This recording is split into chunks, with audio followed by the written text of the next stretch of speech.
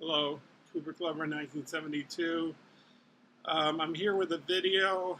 Um, Another YouTuber named Robert Harrison or Bob. Um, I, he did a video called "Movies That Make You Cry" or "Movies That Made You Cry," um, and I watch his weekly videos where he shows what he watches during the week, and it was sort of the inspiration for me to do those videos I do every week of watching the movies I watch. So, anyways, he was asking people like, what films really make you cry, and I think he was asking for like five. He's trying to maybe limit it to five films, but I really can't. And so I got a whole list of, I got a whole bunch of DVDs and Blu-rays stacked here. I think some of them are, a few of them are Blu-rays.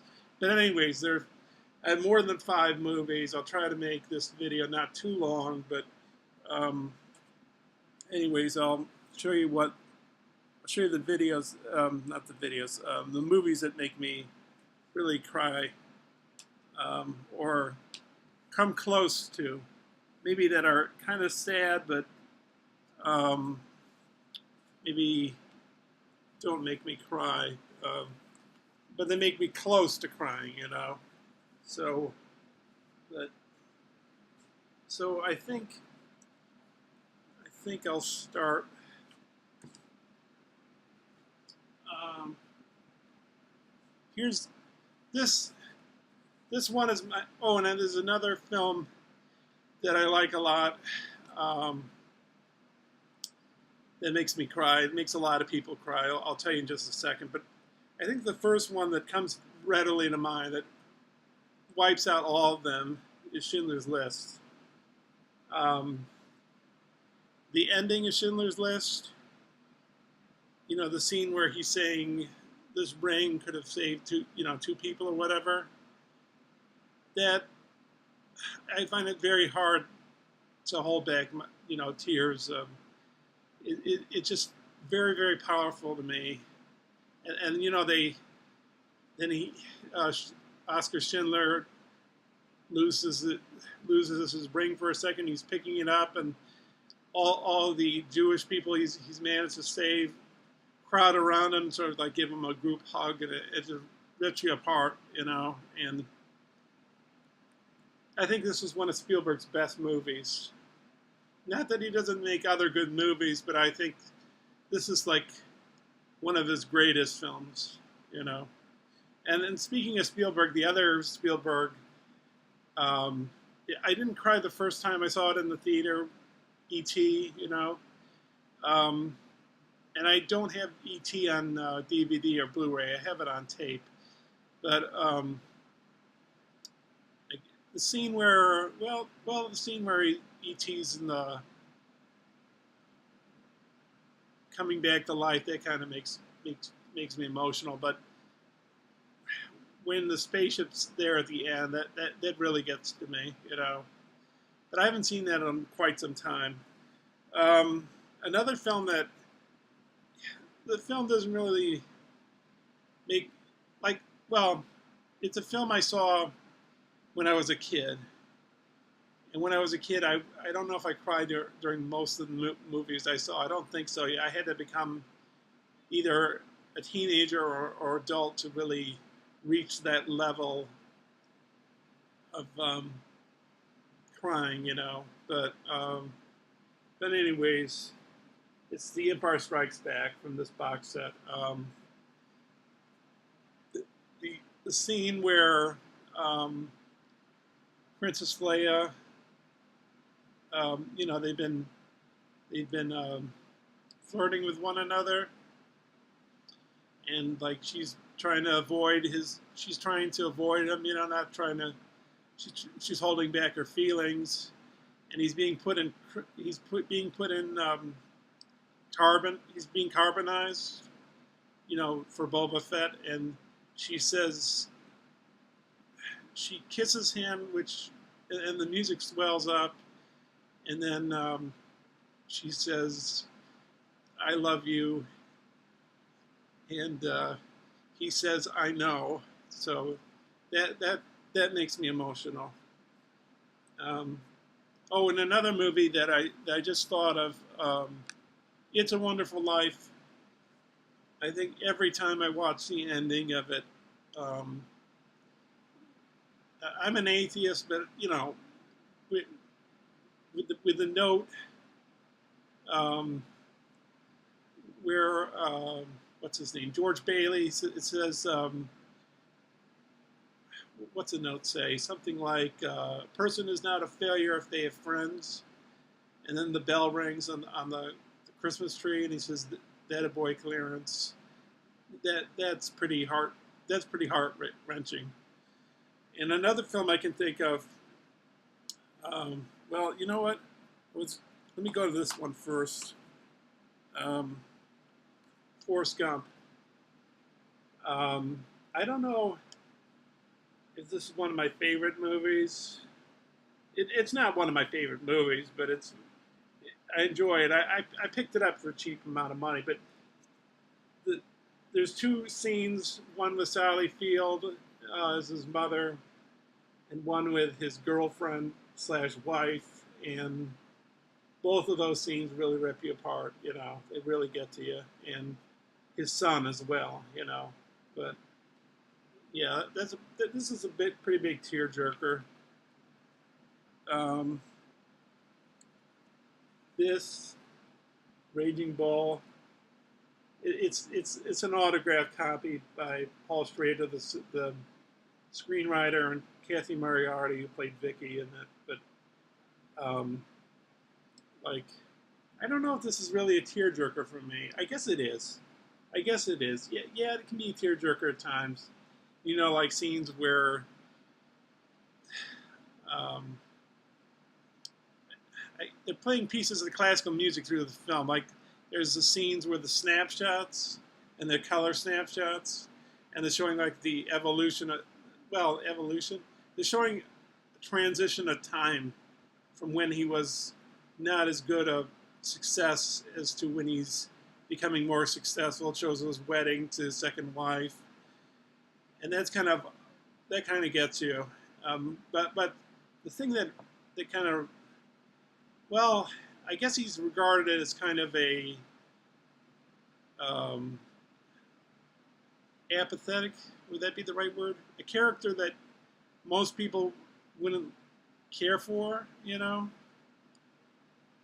I don't know, but I mean, the scene where he's trying to come up with bail money, and he can't get it from his championship belt because he's separated the jewels from the belt. And then there's a scene where he's being pulled by these two police officers, and he's thrown into a cell, and he's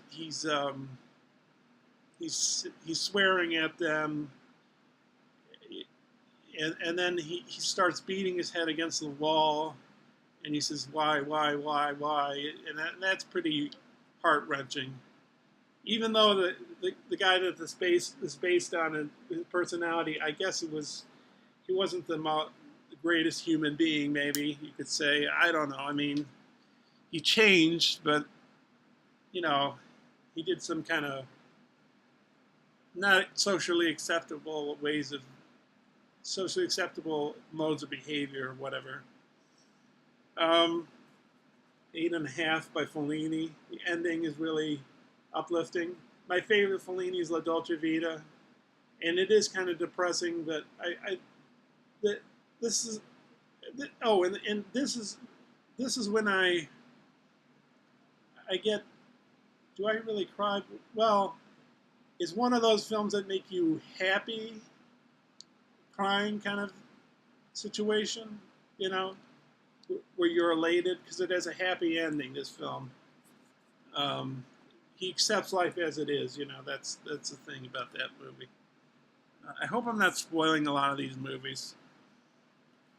And then I have this box set of Krzysztof Kieslowski films.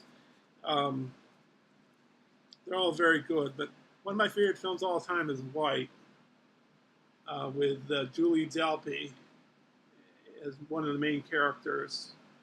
Um, and the main character's name is Carol, who's a man, not a woman. Um, he's a Polish immigrant living in France, and but just um, his story kind of rips you apart. You know, like um, first his situation with his wife divorcing him, but then he manages to, you know, make something out of himself, and that ending really sort of unsettles you and makes you not sure how to feel as he does, you know, because he still loves his wife even though she divorced him.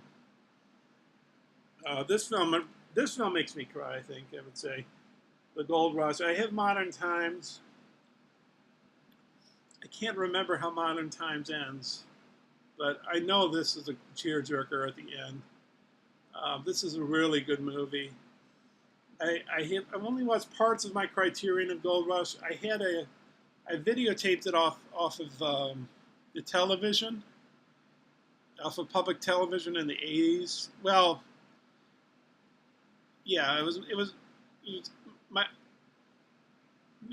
we taped stuff off the television. My brother would tape stuff, and I taped stuff. So I guess it was his tape. But the score on the tape, which is like a piano score at the time, it wasn't because these Criterions have Chaplin scores on them.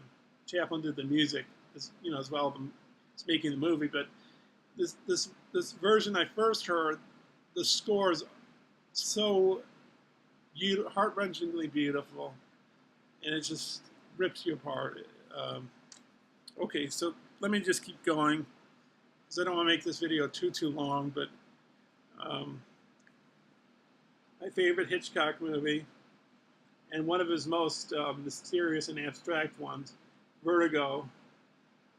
The romance is just, like when they're hugging each other near the coast, and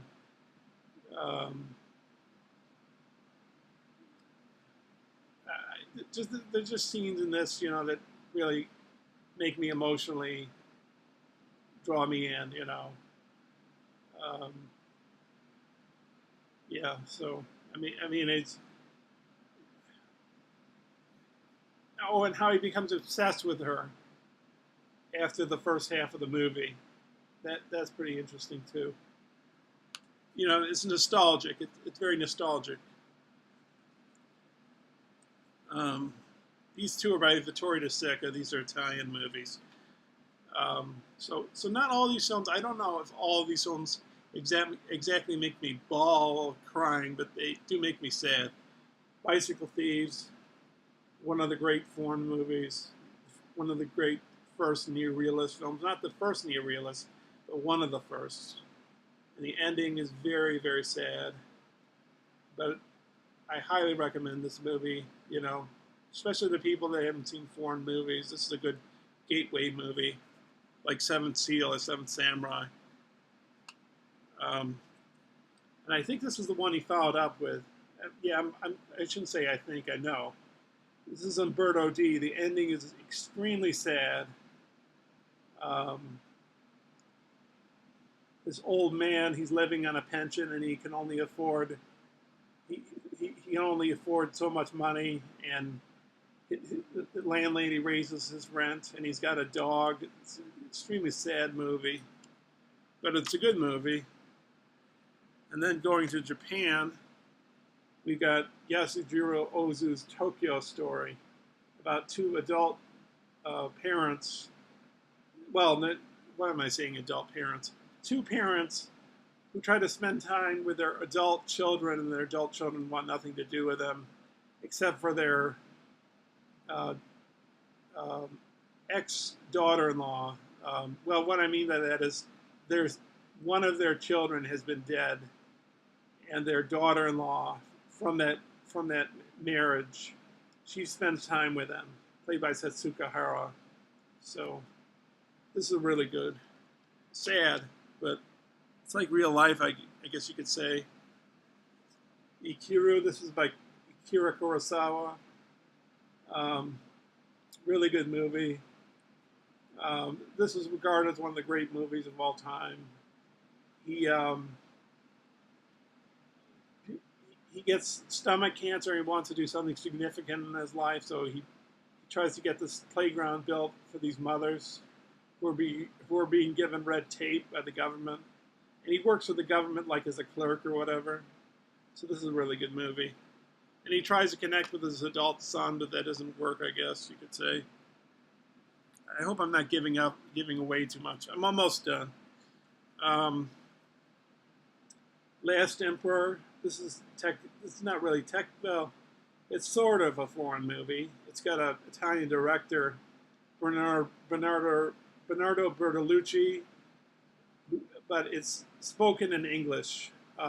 Peter O'Toole's in this, and some Asian actors. I think some of them are Asian American. Some of them, well, one of them is one of the composers of the music for the film Ruchi Sakamoto. He plays one of the Japanese. There's some Chinese actors in this, and it's about the last emperor of China. You know, while things were happening like Chiang Kai-shek and Mao Zedong and all that stuff. You know, and how he's become a puppet in all this. It's a very sad story, but extremely good movie. And it won Best Picture when it came out. Oh, and that's it. So, wait, well, and this is the last one. That's what I mean by that's it. I have a Ingmar Bergman box set. I know Criterion is coming out with a box set about Bergman, and they have this film in it. It's my favorite Bergman film. It's one of my favorite films of all time. I don't know if it's a tearjerker, but it's definitely really, really depressing. So I love this movie. If you want a movie that really brings you down, this is the movie. Not that you want to make your life terrible. It just shows what happens to people sometimes when things don't turn their way. You know, it's about a violinist couple on this island and how their country's being taken over by another country, and it's just depressing incident after depressing incident. Well, there's a few glimmers of hope at the start, but it quickly devolves into a film that's very, very dark and depressing. So that's it. Those are all my films that like make me cry or make me close to crying. Thanks, Robert Harrison or Bob for bringing this topic up, and I'll post this up on YouTube, and feel free to leave comments down below. So, yeah. All right. Thanks for watching. Bye.